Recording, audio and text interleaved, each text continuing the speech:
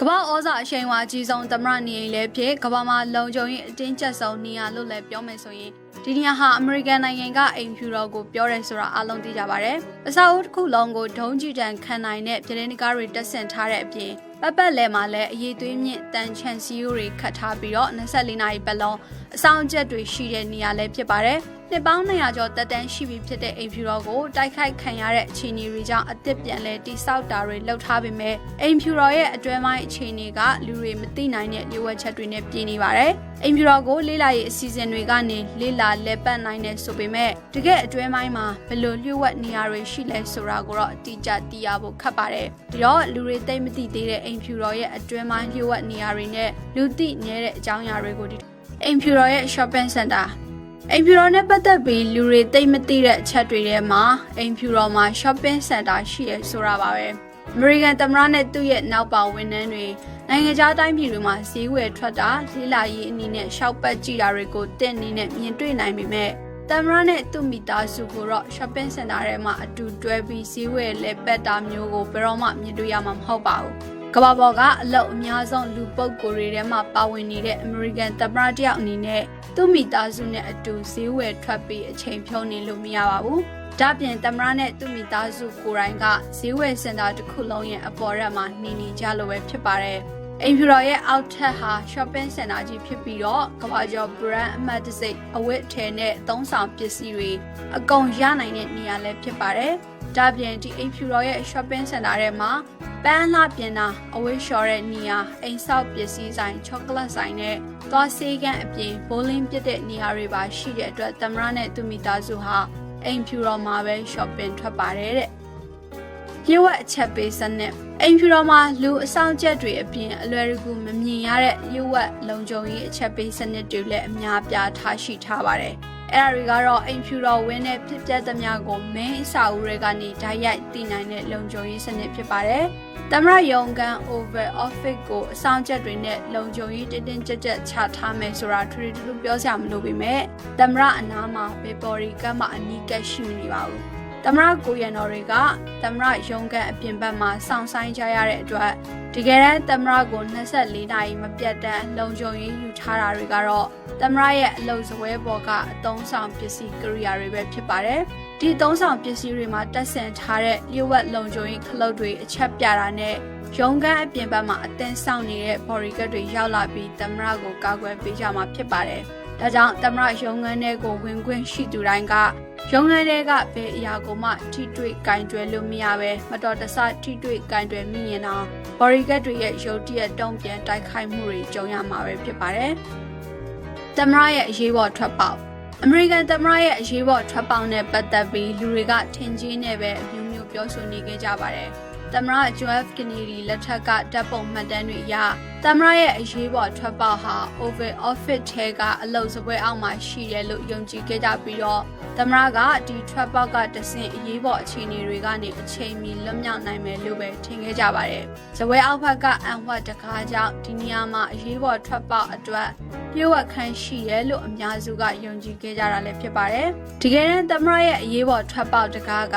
ရုံးခန်းနေရန်နောက်ဖက်မှာရှိပြီးဒီတကားကိုအရေးပေါ်အခြေအနေတွေမှာသမ္မတကဖွင့်နိုင်အောင်စီစဉ်ထားပါတယ်။ဒီတကားကနေထွက်လိုက်တာနဲ့ပင်မအဆောက်အဦတစ်ခုလုံးကိုထောက်ပံ့ပေးထားတဲ့ကျောင်းလေးလေးကအတိုင်းအိမ်ဖြူတော်ရဲ့အောက်ခြေဥမင်လှိုင်ကောင်ကနေတဆင့်အရေးပေါ်ထွက်ပေါက်ကိုရောက်သွားမှာပဲဖြစ်ပါတယ်။ဝိုင်းတိုလောင်ကန်ကမ္ဘာဩဇာအရှိန်အဝါအကြီးဆုံးလူပုဂ္ဂိုလ်တယောက်ဖြစ်လာတဲ့အမေရိကန်သမ္မတတွေဟာနျူကလ িয়ার လက်နက်ထိန်းချုပ်ခွင့်အာဏာပိုင်ဆိုင်ထားပြီးကမ္ဘာမှာအင်အားအကြီးဆုံးဆိုတဲ့စစ်တပ်ကိုလည်းဦးဆောင်ထားရပါတယ်။ဒါပြင်အမေရိကန်သမ္မတတယောက်ဟာဒီကမ္ဘာလုံးရဲ့လေးစားမှုနဲ့တန်ပေါင်းများစွာသောလူတွေအပေါ်အမိန့်ဩဇာတက်ရောက်သူလည်းဖြစ်ပါတယ်။အဲဒီလိုလူအများပေါ်ဩဇာညောင်းတဲ့အမေရိကန်သမ္မတတယောက်အနေနဲ့သမ္မတအိမ်တော်မှာဝိုင်းတိုလောင်ကန်ထားဖို့ဆိုတာအမိန့်တစ်ချက်ပေးလိုက်ရုံပါပဲ။ဝိုင်းကျွမ်းကျင်သူတွေရဲ့လေးလာတွေးရှိချက်အရအိမ်ဖြူတော်မှာလူသိမ့်မသိတဲ့ဝိုင်းတိုလောင်ခန်းရှိတယ်လို့သိရပါတယ်။ဝိုင်းတိုလောင်ခန်းကတော့အတော်လေးကျင်းပြီးတော့တာမန်အိမ်တစ်လုံးစာလောက်ပဲရှိပါတယ်တဲ့။လွန်ခဲ့တဲ့နှစ်ပေါင်း100နီးပါးလောက်က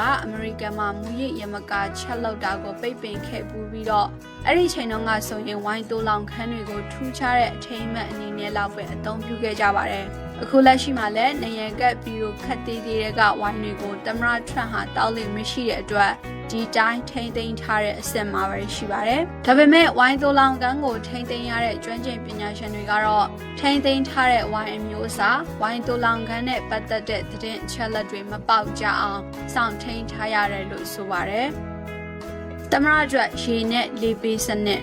တာမန်အဖြစ်လူတွေဟာတန်ရှင်းတဲ့တောက်သုံးရေရဖို့ဆိုရင်ရေစစ်ရေတန်းဆက်သုံးတာရေကိုကြိုချက်တောက်တာတွေလုပ်ရပါတယ်။အမေရိကန်သမ္မတတယောက်ကတော့တာမန်ပြည်သူတွေလိုပဲတန်ရှင်းတဲ့ရေနဲ့လေကိုအသုံးပြုပြီးအသက်ရှင်တာဖြစ်ပေမဲ့သမ္မတအတွက်ရေနဲ့လေတန့်စင်တဲ့စနစ်တိကျရှိနေတယ်ဆိုတာကိုတော့ပြည်သူတွေကမသိရှာပါဘူး။နိုင်ငံရဲ့ရေပေးဝေရေးစနစ်ကလာတဲ့ရေတွေဟာသမ္မတအတွက်ချိန်မီ၍အစိတ်အတောက်ဖြစ်စေနိုင်တဲ့အတွက်အိမ်ဖြူတော်ရဲ့တည်တံ့ရေပိုက်လိုင်းမှာဤပညာအစင်းမြင့်ရေတန့်စင်တဲ့စနစ်တွေတက်ဆင်ထားတယ်လို့ဆိုပါတယ်။သမ္မတအတွက်တန်ရှင်းတဲ့တောက်သုံးရေရဖို့စင်ဆာစနစ်နဲ့စောင့်ကြည့်စစ်ဆေးပေးရပါတယ်။ရေထဲမှာပါတဲ့ဓာတ်တစ်ခုခုကြောင့်ရေဒီယိုတက်တိကြွပြီးအစိတ်တက်နိုင်တဲ့အခြေအနေမျိုးစစ်ဆေးတွေ့ရှိတာနဲ့ရေပေးဝေတဲ့စနစ်ကိုဖြတ်တောက်ကာကွယ်ထားမှာဖြစ်ပါတယ်။အလားတူလေတန့်စင်တဲ့အခါမှာလည်းလေထုထဲမှာလွှင့်စင်ပါလာတဲ့မတင်ကားစရာပစ္စည်းတွေကိုဖမ်းယူနိုင်အောင်စင်ဆာတွေကနေမပြတ်စောင့်ကြည့်နေရပါတယ်။ဒီစနစ်မှာတော့မတင်ကားစရာအစိတ်တောက်ဖြစ်စေမဲ့အခြေအနေတွေရှိလာရင်ချက်ပြစနစ်ကချက်ချင်းထမြင်ပြီးသမ္မတနေအိမ်အတွင်းမတန့်စင်တဲ့လေတွေမဝင်ရအောင်ကာကွယ်ပေးမှာပဲဖြစ်ပါတယ်။ဒါ့အပြင်သမ္မတကိုဇီဝဓာတုတန်ငွေချင်းချောင်းမှုအန္တရာယ်တွေကနေကာကွယ်နိုင်အောင်အိမ်ဖြူတော်ရင်းလေဖီအားကိုပြင်ပကလေဖီအားထပ်ပိုများအောင်လဲလုပ်ထားပါသေးတယ်။အနီရောက်ရောင်ကြီးစနစ်အမေရိကန်ရဲ့အချိန်နဲ့မျှတိုးတက်နေတဲ့အရာတွေထဲမှာသမ္မတအိမ်တော်ရဲ့လုံခြုံရေးစနစ်လည်းပါဝင်ပါတယ်။အိမ်ဖြူတော်ခြံဝင်းထဲမှာထပ်ထပ်ချထားတဲ့လုံခြုံရေးက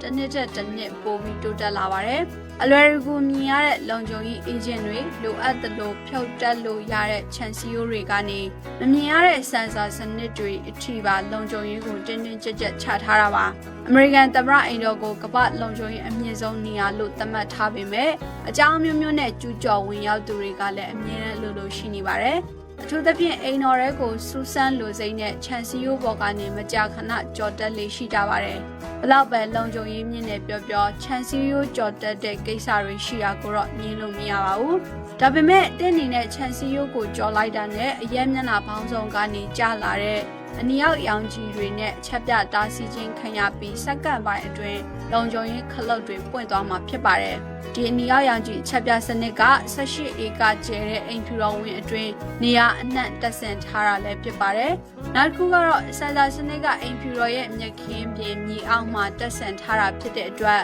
ဒီစင်ဆာကိုရှောင်ဖို့မြေအောက်လမ်းကိုရွေးမယ်ဆိုရင်တော့တေချာပြန်စဉ်းစားရပါလိမ့်မယ်။ဒီရောင်ကြီးကလူခန္ဓာကိုယ်ကနေထွက်တဲ့အပူချိန်ကိုအာရုံခံမှာဖြစ်တဲ့အတွက်ဒီစင်ဆာလုံခြုံရေးစနစ်ကိုကြောပြီးအိမ်ဖြူတော်ရဲကိုဝင်ဖို့ဆိုတာဘယ်လိုမှမဖြစ်နိုင်ပါဘူး။